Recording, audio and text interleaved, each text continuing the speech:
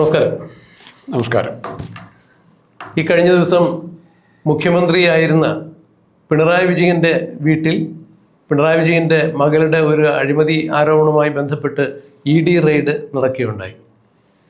ഈ ED റെയ്ഡിൻ്റെ പ്രാധാന്യം മനസ്സിലാക്കാതെ അത് രാഷ്ട്രീയ പ്രേരിതമായി കേരളത്തിലെ മുൻ മുഖ്യമന്ത്രിയായ പിണറായി വിജയനെ അട്ടിമറിക്കുക എന്നുള്ള ഉദ്ദേശത്തോടു കൂടി മകളെ മുന്നിൽ നിർത്തി കേന്ദ്ര സർക്കാർ പിണറായി വിജയനെ വീഴ്ത്താൻ ശ്രമിക്കുന്ന അല്ലെങ്കിൽ CPM-നെ വീഴ്ത്താൻ ശ്രമിക്കുന്ന കളിയാണ് എന്ന് പറഞ്ഞുകൊണ്ട് ഇടതുപക്ഷ പ്രസ്ഥാനത്തിൻ്റെ പ്രത്യേകിച്ച് CPM എന്ന രാഷ്ട്രീയ കക്ഷികളുടെ ആബാലവൃദ്ധ ജനങ്ങളും റൈഡ് നടക്കുന്ന സ്ഥാപനങ്ങളുടെയും അതുപോലെ പിണറായി വിജയൻ്റെ വീടുകളുടെയും എല്ലാം മുന്നിൽ വലിയ ക്യാമ്പുകൾ തീർക്കുന്നത് നമ്മൾ കണ്ടു.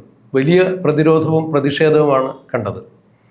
അവിടെ അവരെല്ലാവരും വിളിച്ചു പറഞ്ഞ ഒരു മുദ്രാവാക്യമുണ്ട്: ED സൂക്ഷിച്ചോളൂ, ഇത് കേരളമാണ്, കേരളമാണ്. മോദി സൂക്ഷിച്ചോളൂ, ഇത് കേരളമാണ്, കേരളമാണ്. TP-യെ വെട്ടിയ നാടാണ്, TP-യെ വെട്ടിയ നാടാണ്. മോദി സൂക്ഷിച്ചോളൂ, സൂക്ഷിച്ചോളൂ, ഇത് കേരളമാണ്, കേരളമാണ്. TP-യെ വെട്ടിയ നാടാണ് എന്നുള്ളത് കൊണ്ട് അവർ ഉദ്ദേശിച്ചത് TP ചന്ദ്രശേഖരനെ 51 വെട്ടുവെട്ടി കൊല ചെയ്ത കാര്യം തന്നെയാണ്. അപ്പോൾ TP ചന്ദ്രശേഖരനെ കൊല ചെയ്തത് ഞങ്ങൾ വളരെ ബോധപൂർവം ചെയ്തതാണ്. ഞങ്ങളുടെ നേരെ വരുന്ന എതിരാളികൾ അവരാരായാലും വേണ്ടില്ല, TP-യുടെ അനുഭവം നിങ്ങൾ ഓർത്തു വെച്ചാൽ നല്ലതാണ് എന്ന് തന്നെയാണ് ആ മുദ്രാവാക്യം വിളിയിലൂടെ CPM-ൻ്റെ നേതാക്കന്മാരും പ്രവർത്തകരും അണികളുമെല്ലാം സമൂഹത്തിന് നൽകിയ സന്ദേശം, നരേന്ദ്രമോദിക്കും ED-ക്കും നൽകിയ സന്ദേശം. ആദർശത്തെ ആദർശം കൊണ്ട് നേരിടാൻ സാധിക്കാതെ രാഷ്ട്രീയ നേതാക്കളെ കായികമായി അല്ലെങ്കിൽ ബൗദ്ധികമായി അല്ലാതെ ഭൗതികമായി ഇല്ലായ്മ ചെയ്യുന്ന ഒരു പ്രത്യയശാസ്ത്രത്തിൻ്റെ വക്താക്കളാണ് CPM എന്ന് തെരുവിൽ വീണ്ടും ഉറക്കെ വിളിച്ചു പറഞ്ഞിരിക്കുന്നു. TP ചന്ദ്രശേഖരൻ വധക്കേസിൽ പാർട്ടിക്ക് ബന്ധമില്ല എന്നാണ് അന്ന് പിണറായി വിജയൻ ഉൾപ്പെടെയുള്ള ആളുകൾ പറഞ്ഞത്. എന്നാൽ TP ചന്ദ്രശേഖരൻ വധക്കേസിൽ ശിക്ഷിക്കപ്പെട്ട 100-ൽ 99% ആളുകളും CPM-ൻ്റെ സമുന്നതരായ നേതാക്കളും പ്രവർത്തകരും തന്നെയായിരുന്നു. അതിൽ കൊട്ടേഷൻ കൊലയാളികളും ഉണ്ടായിരുന്നു. കൊടിസുനിയെപ്പോലുള്ള കിർമാണി മനോജിനെ പോലുള്ള ആളുകൾ അതിൽ കൊട്ടേഷൻ ജോലി ചെയ്ത് എത്തിയ ആളുകൾ തന്നെയാണ്. അവർക്ക് കൊല്ലപ്പെട്ട TP ചന്ദ്രശേഖരനുമായി യാതൊരു തരത്തിലുള്ള വൈരാഗ്യമോ യാതൊരു തരത്തിലുള്ള ബന്ധമോ ഉണ്ടായിരുന്നില്ല. അപ്പോൾ അവരാ കൊട്ടേഷൻ നടപ്പിലാക്കിയത് CPM-ന് വേണ്ടി തന്നെയായിരുന്നു. CPM-ൻ്റെ ആസൂത്രിതമായ കൊലപാതകം തന്നെയായിരുന്നു TP-യുടേത്. ഇവിടെ നമുക്ക് വ്യക്തമാക്കാൻ കഴിയുന്നൊരു കാര്യം, കേരളത്തിൽ അല്ലെങ്കിൽ ഇന്ത്യയിൽ വ്യവസ്ഥാപിതമായ നിയമത്തിന് അടിസ്ഥാനപ്പെട്ട് ജീവിക്കാനോ പ്രവർത്തിക്കാനോ CPM എന്ന രാഷ്ട്രീയ പാർട്ടി തയ്യാറല്ല എന്നും, ഞങ്ങളുടെ പാർട്ടിക്കാർ അഴിമതി നടത്തിയാൽ അത് ഞങ്ങളുടെ പോലീസും കോടതിയും അന്വേഷിക്കും, മറ്റുള്ള അന്വേഷണ സംവിധാനങ്ങൾ വന്നു കഴിഞ്ഞാൽ ഞങ്ങൾ എന്ത് വില കൊടുത്തും അതിനെ നേരിടും, അതെല്ലാം അറിയാൻ വയ്യാത്ത ആളുകളുടെ ശ്രദ്ധയിലേക്ക് വേണ്ടിയാണ് ഇത് കേരളമാണേ സൂക്ഷിച്ചോ, TP-യെ വെട്ടിയ നാടാണേ എന്ന് പറയുമ്പോൾ എത്രത്തോളം അധപ്പതിച്ച രീതിയിലുള്ള ഒരു രാഷ്ട്രീയ സംസ്കാരമാണ് അവർ വീണ്ടും വീണ്ടും മുന്നോട്ട് വയ്ക്കുന്നത് എന്നുള്ളത് എടുത്തു പറയേണ്ട വസ്തുതയാണ്. അക്ഷരാർത്ഥത്തിൽ ആ മുദ്രാവാക്യം കേട്ട് കേരളത്തിലെ എല്ലാ ആളുകളും ഞെട്ടിത്തെറിച്ച് നിന്നുപോയി. കാരണം ഞങ്ങൾ വകവരുത്തും കൊലപാതക രാഷ്ട്രീയത്തിൻ്റെ വക്താക്കളാണ് ഞങ്ങൾ എന്ന് പറയുമ്പോൾ, ഒരു അന്വേഷണ ഏജൻസി അന്വേഷിക്കാൻ വരുമ്പോൾ അവർ അന്വേഷിക്കും, റെയ്ഡ് നടത്തും, അതിലേതെങ്കിലും തരത്തിൽ തെളിവുകളുണ്ടെങ്കിൽ അവർ കണ്ടെത്തും, ഇല്ലെങ്കിൽ പോകും, വീണ്ടും വിളിപ്പിക്കും. ഇതൊക്കെ സ്വാഭാവികമായ നടപടിക്രമം മാത്രമാണ്. എന്നാൽ ഞങ്ങളുടെ മുഖ്യമന്ത്രിയായിരുന്ന, ഞങ്ങളുടെ നേതാവായിരുന്ന ആളുടെ മകളെ നിങ്ങൾ ഒരു കാരണവശാലും ചോദ്യം ചെയ്യാൻ പാടില്ല, റെയ്ഡ് ചെയ്യാൻ പാടില്ല എന്ന് പറയുമ്പോൾ ഇന്ത്യൻ ജനാധിപത്യ വ്യവസ്ഥയെയും ഇന്ത്യൻ നീതിന്യായ വ്യവസ്ഥിതികളെയും വെല്ലുവിളിച്ചുകൊണ്ട് ഈ പാർട്ടി ഇങ്ങനെ മുന്നോട്ട് പോകുമ്പോൾ അത് സമൂഹത്തിന് എത്രമാത്രം വെല്ലുവിളി ഉയർത്തുന്നു എന്നുള്ളതാണ് ഇന്നലെ ജനം കേട്ടറിഞ്ഞത്. ഒരു മുതിർന്ന മാധ്യമ പ്രവർത്തകൻ എന്ന രീതിയിൽ, രാഷ്ട്രീയ നിരീക്ഷകൻ എന്ന രീതിയിൽ ഇതിനെ രാജ്മോഹൻ സാർ എങ്ങനെ നോക്കിക്കാണുന്നു? ഇപ്പോൾ പ്രദീപ് ഉയർത്തിയ പ്രശ്നം ചില പഴയ സംഭവങ്ങൾ ഓർക്കാൻ പ്രേരിപ്പിക്കുകയാണ് ചെയ്യുന്നത്.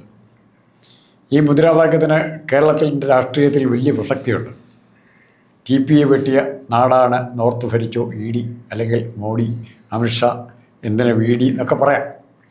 ഈ മുദ്രാവാക്യം ഇവിടെ ആദ്യം ഉയർത്തിയത് കോൺഗ്രസ്സുകാരാണ്. CP രാമസ്വാമി അയ്യർക്കെതിരായി സ്വാതന്ത്ര്യത്തിന് വേണ്ടിയുള്ള സ്റ്റേറ്റ് കോൺഗ്രസിൻ്റെ സമരത്തിൻ്റെ ഭാഗമായി ഒരു സംഗീത കച്ചേരിക്ക് വന്ന അന്നത്തെ ദിവാനായിരുന്ന CP രാമസ്വാമി അയ്യരുടെ മൂക്ക് വെട്ടിക്കളയാണ് ചെയ്തത്. അന്ന് നാടകീയമായ ഒത്തിരി സംഭവങ്ങളുണ്ട്.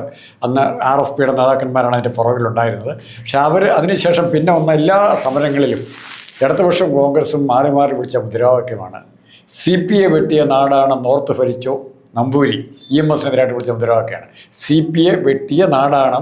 അപ്പം വെട്ടണം എന്നുണ്ടെങ്കിൽ വെട്ടാണ് രാഷ്ട്രീയ പ്രവർത്തനമെങ്കിൽ, കൊലയാണ് രാഷ്ട്രീയ പ്രവർത്തനമെങ്കിൽ ആർക്കും ഇത് അങ്ങോട്ടും ഇങ്ങോട്ടും ചെയ്യാൻ പറ്റുന്നതാണ്. കൈ കൊള്ളവൻ കാര്യക്കാരൻ. ഇന്ന് വെട്ടുന്നവൻ നാളെ മറ്റാരുടെയെങ്കിലും വാളാൽ വെട്ടിക്കൊല്ലപ്പെടും എന്നുള്ളത് ലോകനീതിയാണ്. എല്ലാ സ്വേച്ഛാധിപതികളും എല്ലാ പ്രധാനപ്പെട്ട വില്ലന്മാരും എല്ലാ ഗുണ്ടകളും ഒന്നുകിൽ പരസ്പരം വെട്ടി നയിച്ചിട്ടുണ്ട്, അല്ലെങ്കിൽ പോലീസ് ഇരയായിട്ടുണ്ട്. ഇപ്പോൾ ഇവർ കാണിക്കുന്ന ധൈര്യം, ധിക്കാരം എന്ന് പറഞ്ഞാൽ പുതിയ ഗവൺമെൻറ് അധികാരത്തിൽ വന്നിട്ടേ ഉള്ളൂ. പോലീസ് ഫോഴ്സിനെ ഒന്ന് സെറ്റാക്കി വരുന്നേ ഉള്ളൂ. ആരെയൊക്കെ എവിടെയൊക്കെ പോസ്റ്റ് ചെയ്യണം എന്നുള്ള തീരുമാനം പോലും എടുക്കാത്തൊരവസ്ഥ. ആ അൺസർട്ടാനിറ്റിക്ക് ഇടയ്ക്കൂടെ ഇവരുടെ മാക്സിമം മസിൽ പവറാണ് കാണിച്ചത്. പക്ഷേ ED പരാതിയായിട്ട് ഒഫീഷ്യലായിട്ട് പരാതിയായിട്ട് കൊടുത്തപ്പം ഇവർ അന്വേഷിക്കാതിരിക്കാൻ വന്നു. ഇനി ഇതിലൊരു അപകടം, ഇതിലെ സാക്ഷിയായിട്ട് ആര് വരും? ഇവിടുത്തെ ഈ പിണറായി വിജയൻ്റെ അവിടെ നിന്ന് ഇറങ്ങി വന്ന, അല്ലെ ചോദ്യം ചെയ്തിട്ട് ഇറങ്ങി വന്ന വീണാ വിജയനെ ചോദ്യം ചെയ്തിട്ട് ഇറങ്ങി വന്ന ഉദ്യോഗസ്ഥന്മാരാണ് ആക്രമിക്കപ്പെട്ടിരിക്കുന്നത്. അപ്പോൾ മോട്ടീവ് എന്താ ഈ ആക്രമിച്ചവരുടെ? പിണറായി വിജയൻ്റെയും വീണാ വിജയൻ്റെയും താല്പര്യം സംരക്ഷിക്കുക, അല്ലെങ്കിൽ ആ വയലൻസ് ഇൻസ്റ്റിഗേറ്റ് ചെയ്തത്, അതിന് പ്രേരിപ്പിച്ചത് പിണറായി വിജയനും മറ്റാണെന്ന് വരില്ലേ? ഉറപ്പായിട്ട് വരില്ലേ? തീർച്ചയായും അങ്ങനെ തന്നെയാണല്ലോ. അപ്പോൾ അത് മനസ്സിലാക്കാൻ ഇനി അതിൻ്റെ അടുത്ത വശം കൂടെ എടുത്തു നിങ്ങൾ. സാധാരണഗതിയിൽ ഇപ്പോൾ തിരുവനന്തപുരത്തെ കമ്മ്യൂണിസ്റ്റ് പാർട്ടിയുടെ CPM-ൻ്റെ തെരഞ്ഞെടുപ്പ് പ്രചരണം, ശിവൻകുഴിയുടെ ഒക്കെ പ്രചരണത്തിൽ നിന്ന് പോലും മാറ്റി നിർത്താൻ ശ്രമിച്ച ആര്യ രാജേന്ദ്രൻ്റെ സാന്നിധ്യമുണ്ട്, അവരുടെ ഭർത്താവിൻ്റെ സാന്നിധ്യമുണ്ട്, അവിടെ ബാലുശ്ശേരി തോറ്റുപോയ സച്ചിൻ ദേവിൻ്റെ സാന്നിധ്യമുണ്ട്. ഇവർ രണ്ടുപേരും അവിടെ മുദ്രാവാക്യം വിളിക്കാൻ ഇരിപ്പുണ്ട്. ഇവരെ കോഴിക്കോട് ശരിക്കും ആ സമരത്തിൽ പങ്കെടുക്കേണ്ട കോഴിക്കോട് നടന്ന റിയാസിനെ പ്രൊട്ടക്ട് ചെയ്യാനുള്ള സമരത്തിലാണ് പങ്കെടുക്കുന്നത്. പക്ഷേ എന്തുകൊണ്ടോ കോഴിക്കോട്ടെ സമരത്തിൽ നിൽക്കാതെ ഇവർ ഇവിടെ വരികയും തിരുവനന്തപുരത്ത് മാത്രം പ്രശ്നം ഉണ്ടാവുകയും ചെയ്യുന്നതിൻ്റെ അർത്ഥം എന്താ? കോഴിക്കോട് ഉണ്ടായിക്കഴിഞ്ഞാൽ റിയാസിൻ്റെ വല്ല പ്രതിയായി കഴിഞ്ഞാൽ നാളെ ഇലക്ഷൻ ഉണ്ടാവും, കേസുണ്ടാവും, റിയാസിൻ്റെ രാഷ്ട്രീയ ഭാവി ചിലപ്പോൾ ആ ഒറ്റക്കാര്യം കൊണ്ട് തീരും. അതുകൊണ്ട് കോഴിക്കോടും കണ്ണൂരും കാര്യമായ പ്രശ്നങ്ങൾ ഉണ്ടാക്കാതെ തിരുവനന്തപുരത്തേക്ക് ഇത് കോൺസെൻട്രേറ്റ് ചെയ്യുന്നതിൻ്റെ അടിസ്ഥാനം എന്താ? ആരുടെ ബുദ്ധിയാണത്? അവിടെ ഒരു കുടില ബുദ്ധിയുണ്ട്. അത് റിയാസിൻ്റെ ബുദ്ധിയോടെ കാണാം. എവിടെയെങ്കിലും പ്രശ്നം ഉണ്ടാക്കണം, എവിടെയെങ്കിലും രക്തസാക്ഷി ഉണ്ടാക്കണം, അതിന് പറ്റിയ സ്ഥലം തിരുവനന്തപുരമാണെന്ന് റിയാസോ അല്ലെങ്കിൽ അതുപോലുള്ളവരോ മനസ്സിലാക്കിയിട്ടുണ്ട്. അതിൻ്റെ ഫലമാണ് തിരുവനന്തപുരത്ത് സംഘർഷം ഉണ്ടായത്. ഇനി രണ്ടാമത്തെ കാര്യം, വീണാ വിജയൻ കുറ്റവാളിയല്ല, വീണാ വിജയൻ ആ വീട്ടിൽ താമസിക്കും, വീണാ വിജയൻ്റെ ഓഫീസ് അതല്ല എന്നെല്ലാം പറഞ്ഞവർ പറയുന്നുണ്ട്. എന്നാൽ ഒന്ന് ഓർക്ക്, ഉമ്മൻചാണ്ടി സരിതയുമായിട്ട് കണ്ടുമുട്ടുന്നത് കാണിക്കാനുള്ള ഇവരുടെ കയ്യിൽ ഒരു പബ്ലിക് സ്റ്റേജിൽ, കോട്ടയം ജില്ലയിലെ കടപ്ലാമറ്റം എന്ന് പറയുന്ന സ്ഥലത്ത് പബ്ലിക് സ്റ്റേജിൽ സരിത സ്റ്റേജിലിരിക്കുന്ന ഉമ്മൻചാണ്ടിക്കൊരു മെമ്മോറാണ്ടം കൊടുക്കാനായിട്ട് ചെവിയിൽ സംസാരിക്കുന്നത് ഏറ്റവും വലിയ അശ്ലീലമായ ഡയമെൻഷൻ കടത്തി പരത്തേണ്ടി വരും. അപ്പോൾ സ്വാഭാവികമായിട്ടും സംശയിക്കപ്പെടുന്ന, നാളെ കുറ്റവാളിയായേക്കാൻ സാധ്യതയുള്ള ഏത് തരത്തിലുള്ള ശിക്ഷ വേണേ, ചാരപ്രവർത്തനം ഉൾപ്പെടെയുള്ള കാര്യങ്ങൾക്ക് വേണേ പ്രതിയാകാൻ സാധ്യതയുള്ള, അല്ലെ സ്വർണ്ണക്കള്ളക്കടത്തിന് പ്രതിയാകാൻ സാധ്യതയുള്ള വീണാ വിജയൻ്റെ പ്രൊട്ടക്റ്റ് ചെയ്തു എന്നുള്ള കുറ്റം ആരുടെ പേര് വരും? സംരക്ഷിച്ചാരാ? പ്രതിയെ രക്ഷപ്പെടുത്താൻ സഹായിക്കുന്നത് ഇന്ത്യൻ പീനൽ കോഡിലെ ഒരു കുറ്റ വസ്തുതയാണെങ്കിൽ പ്രതിയെ സംരക്ഷിച്ച് താമസിപ്പിച്ചതിൻ്റെ ഉത്തരവാദിത്തത്തിൽ നിന്ന് പിണറായി വിജയന് കൈ കഴുകാൻ പറ്റുമോ? അതായിക്കോട്ടെ. അങ്ങനെ തന്നെയാണല്ലോ. കാരണം ഈ വീണാ വിജയൻ പൊതുമരാമത്ത് വകുപ്പ് മന്ത്രിയായ മുൻ പൊതുമരാമത്ത് വകുപ്പ് മന്ത്രി മുഹമ്മദ് റിയാസിൻ്റെ ഭാര്യയാണ് നിലവിൽ.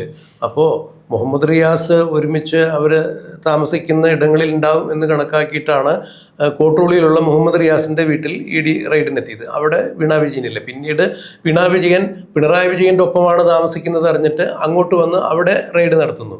അപ്പോൾ മകളെ രക്ഷിക്കുന്നതിന് വേണ്ടി, തൻ്റെ അധികാരം ഉപയോഗിച്ച് രക്ഷിക്കുന്നതിന് വേണ്ടി പിണറായി വിജയൻ മകളെ കൂടെ നിർത്തിയിരിക്കുന്നു എന്ന് മനസ്സിലാക്കി വീണ ഉള്ളയിടത്താണ് ED റെയ്ഡിന് വേണ്ടി ചെന്നത്. അപ്പോൾ ഇത്രത്തോളം പ്രകോപനപരമായ രീതിയിലുള്ള മുദ്രാവാക്യം വിളിച്ചുകൊണ്ട് ED അല്ലെങ്കിൽ മറ്റേതെങ്കിലും അന്വേഷണ സംഘത്തെ ഞങ്ങൾ നേരിടും, അതിപ്പോൾ EPA വെട്ടിയാലും CPA വെട്ടിയാലും TPA വെട്ടിയാലും എന്നൊക്കെ പറഞ്ഞുകൊണ്ട് ഒരു മുദ്രാവാക്യം മുഴക്കുമ്പോൾ നമ്മുടെ നീതിന്യായ വ്യവസ്ഥയ്ക്ക് നേരെയുള്ള ഒരു വെല്ലുവിളി തന്നെയാണല്ലോ അത്. TPA വെട്ടി എന്നുള്ളതോ CPA വെട്ടി എന്നുള്ളതോ എന്ത് തന്നെയായാലും ഞങ്ങൾ അത് ചെയ്യും.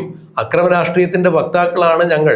XY പേരിവിടെ വിഷയമല്ല. TP ചന്ദ്രശേഖരനെ വധിച്ചതോ അല്ലെങ്കിൽ CPക്കെതിരെ അക്രമം നടന്നതോ എന്നുള്ളതിൽ ആരുടെ നേർക്കായാലും ഞങ്ങൾക്ക് ഹിതകരമല്ലാത്ത രീതിയിലൊരു പ്രവർത്തനം എവിടെ നിന്നെങ്കിലും ഉണ്ടായാൽ അത് നിയമപരമാണോ എന്നുള്ളത് ഞങ്ങൾ നോക്കില്ല.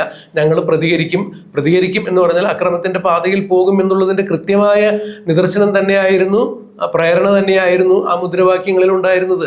അത് തന്നെയാണ് അവിടെ നടന്നത്. കാരണം ED ഉദ്യോഗസ്ഥർ അവരുടെ ജോലി പൂർത്തിയാക്കി പുറത്തേക്ക് പോകുമ്പോൾ അവർ സഞ്ചരിച്ച കാറ് തല്ലിപ്പൊളിക്കുന്നു, ഇഷ്ടിക വലിച്ചെറിയുന്നു, ചില്ല് തകർന്ന് ഡ്രൈവറുടെ കണ്ണിൽ തുളച്ചു കയറുന്നു, വീണ്ടും പാളയം പോലീസ് സ്റ്റേഷനിലേക്ക് വണ്ടി ഓടിച്ചു കയറ്റിയിട്ടാണ് അവർ രക്ഷപ്പെടുന്നത്. അപ്പം ഇത്രത്തോളം അരാജകത്വം, അഴിഞ്ഞാട്ടം തെരുവിൽ നടത്തുമ്പോൾ അതിന് നേതൃത്വം നൽകിയതാവട്ടെ നമ്മുടെ CPM സംസ്ഥാന സെക്രട്ടറി MV ഗോവിന്ദൻ, രാജ്യസഭാംഗമായിട്ടുള്ള ജോൺ ബ്രിട്ടാസ്, തിരുവനന്തപുരത്ത് നിന്ന് മത്സരിച്ച ജോയി, കടകംപള്ളി സുരേന്ദ്രൻ എന്നിങ്ങനെയുള്ള CPM-ന്റെ സമുന്നതരായിട്ടുള്ള നേതാക്കൾ എല്ലാവരും അവിടെ അണിനിരന്ന് നിൽക്കുന്ന സന്ദർഭത്തിലാണ് ഈ ആക്രമണം ED ഉദ്യോഗസ്ഥർക്കെതിരെ ഉണ്ടാകുന്നത്. അവിടെ വിളിക്കപ്പെടുന്ന മുദ്രാവാക്യങ്ങളും പ്രകോപനപരം തന്നെ. എന്നാൽ ഈ തീവ്രവാദ സ്വഭാവമുള്ള ആരൊക്കെയോ ചേർന്ന് CPM-നെ കളങ്കപ്പെടുത്താൻ വേണ്ടി ED ഉദ്യോഗസ്ഥരെ ആക്രമിച്ചു എന്ന് ജോൺ ബ്രിട്ടാസിൻ്റെയൊക്കെ പോലെയുള്ള അതിജുഗുപ്സാവഹമായ ചില പ്രസ്താവനകൾ പുറത്തു വരുമ്പോൾ, അങ്ങനെയാണെങ്കിൽ ശരി, അത് നമുക്ക് തത്വത്തിൽ അംഗീകരിച്ചു കൊടുത്ത പോലെ ഈ മുദ്രാവാക്യം വിളിച്ചപ്പോൾ എന്തുകൊണ്ട് ഇവരത് നിർത്തിയില്ല? ഇവരുടെ ഏറ്റവും അല്ലേ? അപ്പോൾ തീർച്ചയായും ഞങ്ങൾ അക്രമത്തിൻ്റെ രാഷ്ട്രീയത്തിൻ്റെ വക്താക്കളാണ്. ഞങ്ങൾ നിശ്ചയിക്കുന്ന പോലെ കാര്യങ്ങൾ പോകണം. നിങ്ങൾക്ക് ചോദ്യം ചെയ്യണമെങ്കിൽ നിങ്ങൾ പറയൂ, ഞങ്ങൾ അവിടെ ഏതെങ്കിലും പ്രതികളെ തരാം, അല്ലെങ്കിൽ ഞങ്ങളുടെ സൗകര്യം പോലെ ഞങ്ങൾ കൊണ്ടുവരാം, അപ്പോൾ ചോദ്യം ചെയ്താൽ മതി, റെയ്ഡ് ചെയ്യാൻ പാടില്ല എന്നൊക്കെ ഉള്ള ഒരു സന്ദേശമല്ലേ ഇവരുടെ ഈ മുദ്രാവാക്യങ്ങളിലുള്ളത്.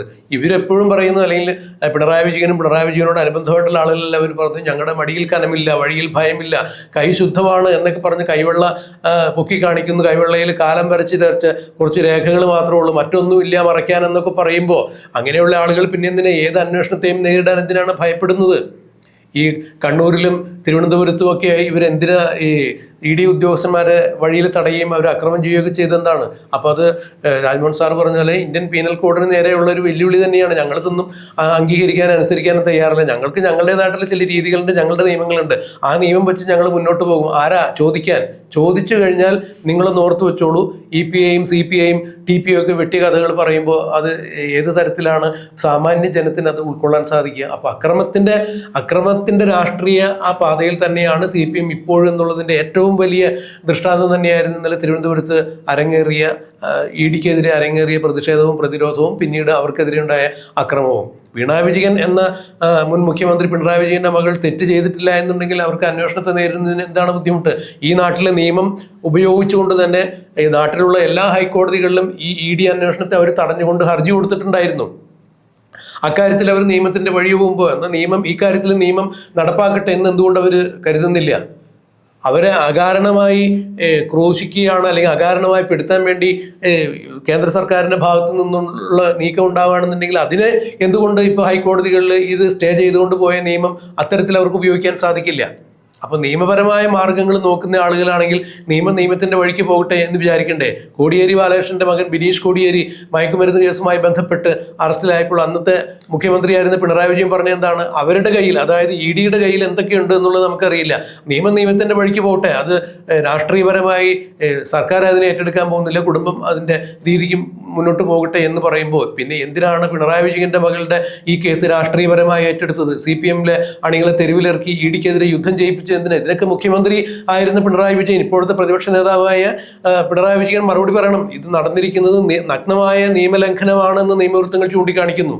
അപ്പോൾ കേന്ദ്ര അന്വേഷണ ഏജൻസിയെ അവരുടെ ജോലിയുടെ ഭാഗമായി അവർ നടത്തിയ അന്വേഷണത്തിൽ അവർ തടസ്സപ്പെടുത്തുകയും ജോലി കഴിഞ്ഞ് പുറത്തിറങ്ങുമ്പോൾ അവരുടെ കൃത്യനിർവഹണത്തിന് എത്തിയ ആളുകളെ ഉപദ്രവിക്കുകയൊക്കെ ചെയ്യുന്ന പറഞ്ഞാൽ വലിയ ക്രിമിനൽ ഒഫൻസ് ആണെന്നുള്ളതാണ് നമ്മൾ നിയമവൃത്തങ്ങളിൽ നിന്ന് മനസ്സിലാക്കിയത്. അത് വലിയ ശിക്ഷാ നടപടികൾക്ക് വിധേയരാവേണ്ടി വരും. മിക്കവാറും ആ കേസുകൾ കൈകാര്യം ചെയ്യാൻ പോകുന്നത് ഡൽഹിയിലായിരിക്കും എന്നുള്ളതാണ് അറിഞ്ഞത്. അങ്ങനെയാണെങ്കിൽ തീർച്ചയായും പിണറായി വിജയൻ അടക്കമുള്ള ആളുകൾ തീഹാർ ജയിലിൽ പോയി കിടക്കേണ്ടി വരും എന്നൊക്കെ നിയമവൃത്തങ്ങൾ ചൂണ്ടിക്കാണിക്കുന്നു. അത്രത്തോളം ഗുരുതരമായ തെറ്റാണ് ഇവരുടെ ഭാഗത്തു നിന്നുണ്ടായത്. അതായത് ഞങ്ങൾ പ്രതിരോധിക്കും, നിങ്ങൾ കണ്ടു നിന്നോളൂ, ഇല്ല എന്നുണ്ടെങ്കിൽ തലയെടുക്കും. ഈ ഒരു മുദ്രാവാക്യം അല്ലെങ്കിൽ ഈ ഒരു ഭീഷണിയാണ് ആ മുദ്രാവാക്യങ്ങൾ ഉണ്ടായിരുന്നതെന്നുള്ളതാണ് എനിക്ക് തോന്നുന്നത്.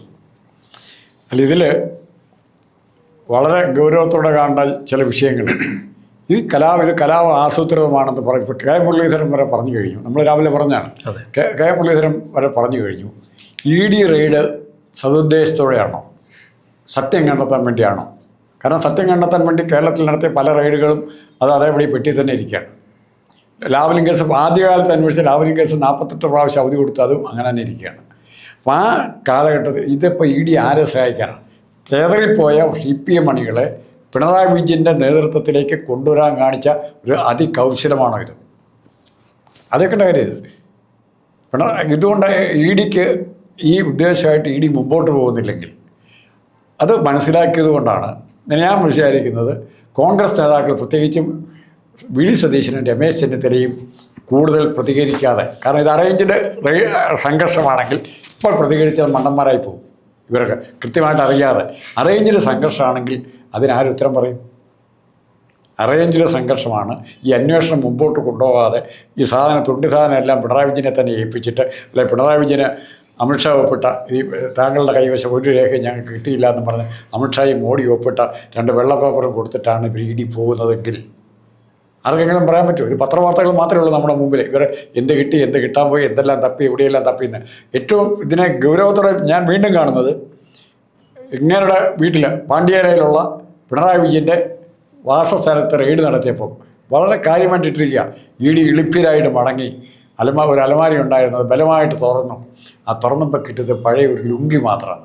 ആലോചിച്ച് നോക്കണം, പിണറായി വിജയൻ വാടകയ്ക്ക് താമസിക്കുന്ന വീട്ടിൽ, വാടകയിൽ സ്വന്തം തറവാട്ടിൽ ഒരു ലുങ്കി മാത്രമാണ് അലമാരിയിൽ ഉണ്ടായിരുന്നത് എന്ന് പറഞ്ഞാൽ, ആ വീട്ടിലതേ ഉണ്ടായിരുന്നുള്ളൂ എന്ന് പറഞ്ഞാൽ, ഇതുമായി ബന്ധപ്പെട്ട യാതൊന്നുമില്ലായിരുന്നു എന്ന് പറയുകയാണെങ്കിൽ എന്താണ് അതിൻ്റെ അർത്ഥം? അല്ല, ഇത് പൊതുജനത്തെ വിഡ്ഢിയാക്കുന്നതിന് തുല്യമല്ലേ? കാരണം ഈ ധാരാളം കേസുകൾ നേരിട്ട് പരിചയമുള്ള മുൻ മുഖ്യമന്ത്രിയായ പിണറായി വിജയൻ, അദ്ദേഹം രാഷ്ട്രീയ തന്ത്രജ്ഞനാണ് എന്ന് കൂടിയാണ് അറിയപ്പെടുന്നത്. അതായത് 2019-2020 കാലഘട്ടത്തിൽ നടന്നു എന്ന് പറയപ്പെടുന്ന ഈ സംഭവത്തിൻ്റെ തെളിവുകൾ, തങ്ങൾക്ക് പ്രതികൂലമായിട്ടുള്ള തെളിവുകൾ ഏതെങ്കിലും തരത്തിൽ അവശേഷിക്കുന്നുണ്ടെങ്കിൽ അതെല്ലാം നശിപ്പിക്കാനായിട്ട് ഈ കാലയളവ് കൊണ്ട് പിണറായി വിജയന് സാധിക്കും. അത് തീർച്ചയായിട്ടും അങ്ങനെ എന്തെങ്കിലും അദ്ദേഹം അത്തരത്തിലൊരു കുറ്റകൃത്യം നടത്തിയിട്ടുണ്ടെങ്കിൽ ആ തെളിവുകളെല്ലാം നശിപ്പിക്കപ്പെട്ടിട്ടുണ്ട്.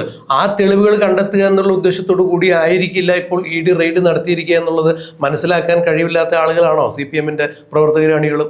ഈ നിയമപരമായി ഓരോ വിഷയങ്ങൾക്കും ഓരോ പ്രോസസ്സിംഗ് ഉണ്ട്, ഓരോ അന്വേഷണത്തിനും അതിൻ്റെതായ ചില ചിട്ടവട്ടങ്ങളുണ്ട്. അതുകൊണ്ട് തീർച്ചയായും അവർക്ക് റെയ്ഡ് നടത്തിയേ പറ്റൂ, അല്ലെങ്കിൽ ചോദ്യം ചെയ്തേ പറ്റൂ, മൊഴിയെടുത്തേ പറ്റൂ. അതിൻ്റെ ഭാഗമായി അവർ റെയ്ഡിന് വന്നു. അല്ലാതെ എന്താണ് CMRL നിന്ന് 1,72,00,000 രൂപ വീണ വിജയൻ മാസപ്പടി വാങ്ങിയിട്ടുള്ള ആരോപണം, ഈ 1,72,00,000 രൂപ പിണറായിയുടെ വീടിൻ്റെ സേഫിനടിയെന്നോ അല്ലെങ്കിൽ അതിൻ്റെ രേഖകൾ വീണ വിജയൻ്റെ കട്ടിലിൻ്റെ അടിയെന്നോ കണ്ടെത്താമെന്ന് കണക്കാക്കിയിട്ടല്ല ഒരിക്കലും ഇ ഡി വന്നിരിക്കുന്നത്. അത്തരത്തിൽ ഏതെങ്കിലും തരത്തിൽ CPM അണികളോ പ്രവർത്തകരോ വിശ്വസിച്ചിട്ടുണ്ട്. ഒരു രേഖയും കിട്ടിയില്ല, പഴയ കീറുക ലുങ്കി മാത്രം കണ്ടുള്ളൂ എന്നൊക്കെ പറയുമ്പോൾ അത് ആരെയാണ് ഇവർ കൊഞ്ഞനം കുത്തി കാണിക്കുന്നത് എന്നുള്ളത് വലിയ വിഷയം തന്നെയല്ലേ? ഇത്തരത്തിലുള്ള രേഖകൾ കണ്ടെത്താനായിട്ടാണോ ഇ ഡി ഈ സമയത്ത് ഒരു വിഷയം കഴിഞ്ഞ് 3-4 വർഷം കഴിഞ്ഞിട്ട് റെയ്ഡ് നടത്തുക എന്ന് പറഞ്ഞാൽ അതിൻ്റെ സാങ്കത്യം എന്താണെന്നുള്ള മനസ്സിലാക്കാനുള്ള കഴിവ് ഇവർക്കില്ല. അപ്പോൾ വെറുതെ മനുഷ്യന്മാരെ പൊട്ടനാക്കുന്ന ഒരു രീതി ഇപ്പോഴും അവർ അവലംബിച്ചുകൊണ്ടിരിക്കുന്നു. ഒന്നും കിട്ടിയിട്ടില്ല, ഒരു രേഖയും കിട്ടിയിട്ടില്ല, ഒന്നും കിട്ടിയില്ല എന്നും പറഞ്ഞ് എഴുതി കൊടുക്കേണ്ടതായി വന്നു. മറിച്ച് പിണറായി വിജയൻ്റെ ബേക്കറി മുക്കിലുള്ള തിരുവനന്തപുരത്ത് വാടക വീട്ടിൽ ഇ ഡി റെയ്ഡിന് എത്തുമ്പോൾ അവിടെ നിന്ന് വീണ വിജയൻ്റെ ഫോണടക്കം എടുത്തുകൊണ്ടുപോയിരിക്കുന്നു എന്നുള്ളതാണ് നമുക്ക് മനസ്സിലാക്കാൻ കഴിഞ്ഞിരിക്കുന്നത്. ആ ഫോൺ ചിലപ്പോൾ മാറ്റി പുതിയ ഫോൺ മേടിച്ച് ഏത് ഫോണാണോ എന്നറിയാം. അതൊക്കെ ഇനി അതിൻ്റെ പരിശോധനയിൽ മാത്രമേ അറിയാൻ പറ്റുള്ളൂ. ഫോണിൻ്റെ ഫോറൻസിക് പരിശോധന ചെയ്യണം. ഫോൺ എന്തായാലും ലോക്ക് ഉണ്ടാവും. ലോക്ക് വീണ വിജയൻ്റെ സാന്നിധ്യത്തിൽ തന്നെ തുറന്ന് പരിശോധിക്കുമ്പോഴേ ബാക്കി കാര്യങ്ങളെല്ലാം മനസ്സിലാക്കാൻ സാധിക്കൂ. അപ്പോൾ ഈ രണ്ട് ഇ ഡി ഉദ്യോഗസ്ഥരെ സംബന്ധിച്ചിടത്തോളം പിണറായി വിജയൻ എന്ന നേതാവിൻ്റെ വീട്ടിൽ ആദ്യമായിട്ടല്ല അവർ ഈ ചരിത്രത്തിൽ ആദ്യമായി റെയ്ഡിന് പോണത്. അപ്പോൾ അവരെ സംബന്ധിച്ചിടത്തോളം റെയ്ഡിൻ്റെ രീതികൾ എന്താണ്, ആ റെയ്ഡിൽ എന്ത് കണ്ടെത്താൻ പറ്റും, എന്ത് കണ്ടെത്തിയിട്ടില്ല, അല്ലെങ്കിൽ അവിടെ ഉള്ളത് എന്തായിരിക്കും എന്നൊക്കെ കൃത്യമായി ഊഹിക്കാനൊക്കെ ഇവർക്ക് സാധിക്കും. അപ്പോൾ അതിൻ്റെ ഒരു നിയമപരമായിട്ടുള്ള വശങ്ങൾ മനസ്സിലാക്കാതെ അവരെ കളിയാക്കുന്ന രീതിയിൽ, അപഹസിക്കുന്ന രീതിയിൽ പെരുമാറുകയും പ്രവർത്തിക്കുകയും ഉപദ്രവിക്കുന്ന തരത്തിലേക്ക് കാര്യങ്ങൾ മാറുകയും ചെയ്യുമ്പോൾ അക്രമ രാഷ്ട്രീയത്തിൻ്റെ വക്താക്കളാണ് കേരളത്തിലെ CPM. CPA വെട്ടിയത് ഓർമ്മയില്ലേ, TP വെട്ടിയെ ഓർമ്മയില്ലേ എന്നൊക്കെ പറയുമ്പോൾ തീർച്ചയായും പൊതുജനത്തെ കൂടി ഭീഷണിപ്പെടുത്തുകയാണ്. ഞങ്ങൾക്കെതിരെ ഇനി ആരെങ്കിലും ഇത്തരത്തിലുള്ള കാര്യങ്ങളുമായി വന്നു കഴിഞ്ഞാൽ തീർച്ചയായും ആ പഴയ സംഭവങ്ങളൊക്കെ പുനരാവർത്തനം ചെയ്യപ്പെടുമെന്നുള്ളതിൻ്റെ കൃത്യമായൊരു ഭീഷണി തന്നെയാണ്. ഈ ഭീഷണിയുടെ പക്ഷത്തു നിന്നും പ്രവർത്തകരെയും അണികളെയും മാറ്റി നിർത്താൻ സാധിക്കാത്ത നേതാക്കന്മാർ കൃത്യമായി അവർക്ക് പ്രേരണ നൽകുന്നു. അവരെ കൂടി ഈ കുറ്റകൃത്യത്തിലേക്ക് കൊണ്ടുവരും എന്ന് തന്നെയാണ് നിയമവൃത്തങ്ങൾ സൂചിപ്പിക്കുന്നത്. എന്തായാലും ഈ കാര്യത്തിൽ എന്ത് സംഭവിക്കും എന്നുള്ളത് നമുക്ക് കണ്ടറിയാം, കാത്തിരിക്കാം.